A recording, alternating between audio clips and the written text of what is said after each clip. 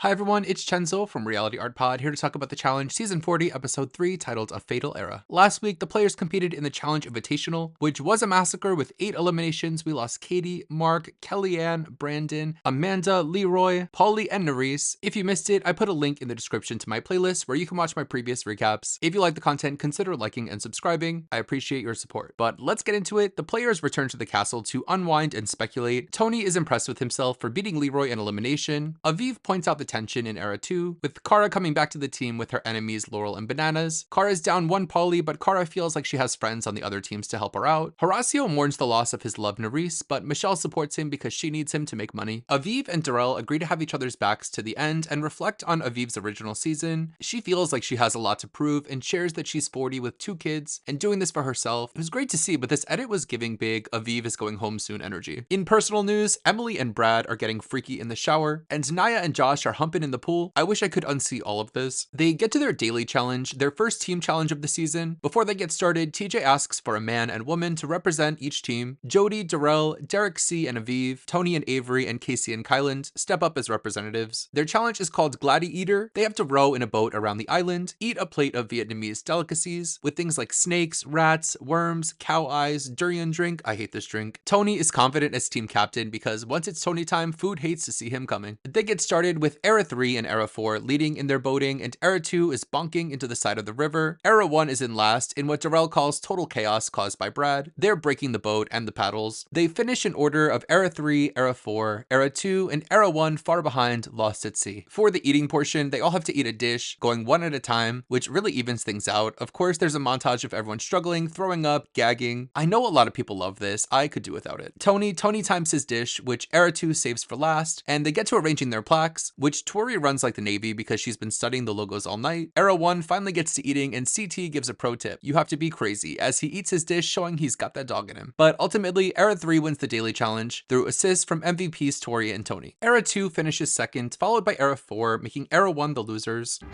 I'm concerned.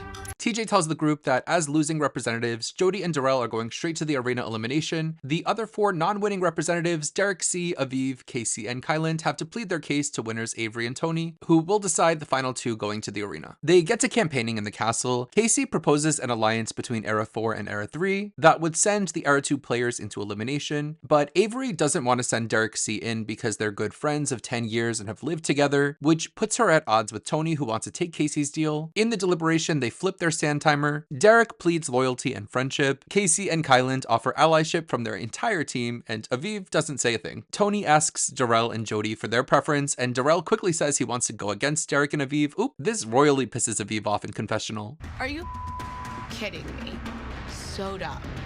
But even though she's pissed, Aviv still does not say one single thing during this deliberation. When they leave, Avery and Tony are deadlocked in their opinions on the decision, with Tony playing hardball, saying he's not scared to tie it up and send them both into elimination instead. And Avery's badass, she doesn't back down. Later on the retell, Corey calls Tony selfish. At night, the club comes to the castle for a toga party in the backyard. Everyone looks great and CT looks so funny. Kara has no toga and has arrived as Rocky Horror. At the party, people praise Avery for being loyal to her friends, and Bananas tells Tony that Tony's being dumb for sending himself into elimination, saying that he would rather send his own mother into elimination over himself. Ryan says Tony is toxic masculinity, and Naya calls him asinine. The drinks start pouring and the speech starts slurring. Game talk turns to sexy talk, and Naya and Kyland are making out in the archway. Yes, the same Naya who was in the pool with Josh. I am gonna make one or both of these men fall in love with me because that's strategy. Further making out ensues with Theo and Olivia, and Devin and Michelle getting freaky in the backyard. Josh hears a bump in the night as Naya and Kyland are doing it loudly, and he hears the other players laughing about the situation. He's offended that his friend Tori's involved, and they have a half-assed, half-drunk, and half-asleep argument. In the morning, after Emily says she has a crush on Casey randomly, Tony and Avery have to come to a final decision. Avery has her bags packed and Tony doesn't. She says that he doesn't think that she's serious about tying the vote. She's not bluffing. In the arena, TJ asks for names, and they tell TJ they couldn't come to a decision. You know TJ is pissed.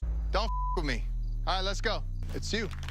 So Tony and Avery are going in, sparing all 4 at-risk players. Avery tells TJ she doesn't feel like Tony even wants to be there, and Tony stands by his decision. I don't know how a stalemate was going to help Tony make an alliance between Era 3 and Era 4, so it was really dumb of him to do this. The elimination will be individual, called one step at a time. They'll need to read a logic puzzle, then build a path with heavy tiles that meets the requirements of the puzzle. First up are Darrell and Tony for the men. Darrell says he hopes the players on the sidelines can help him out because everybody hates Tony all of a sudden. They get started. Both of these players look at the logic puzzle like it's in another language. It's clear that it's more mental than a physical challenge. Darrell does pull his back out during this, so even though he's way ahead, it could be a problematic injury in the future. The spectators feel like Tony isn't even trying, and Darrell ends up winning the elimination. Tonight it wasn't Tony time. So we lose Tony here, who I love in general, but really came across as a real asshole here in this episode, with him being painted as a stubborn, misogynistic idiot. I don't really think that's his character, but as they said repeatedly, it really just seems like for whatever reason, he didn't want to be there, potentially connected to him having to leave early from All-Stars 4. He seems to just always have something going on at home that he should either sort his stuff out or really retire from reality TV. I want to say that if he can get his head in the game, he has a good chance of winning, but he burnt so many bridges just in this one episode, making himself look really bad in front of a lot of current power players. Also denying advice and denying the friendship of Bananas, who was always a big Tony supporter from what I can remember. This was a really whack showing from Tony, and if TJ has any say in the casting, I wouldn't be surprised if we never see him again. Next, we head to the women's elimination, where Avery says she's proud of herself and showing that the women need to take control of their own games. Jody wishes it was more of a physical elimination with Darrell as a partner. Eventually, Jody and Avery both run out of pieces and need to restart, so it becomes a race to redo the puzzle. Avery scampers quickly and laps Jody multiple times, saying that she's doing it for her stepchildren, and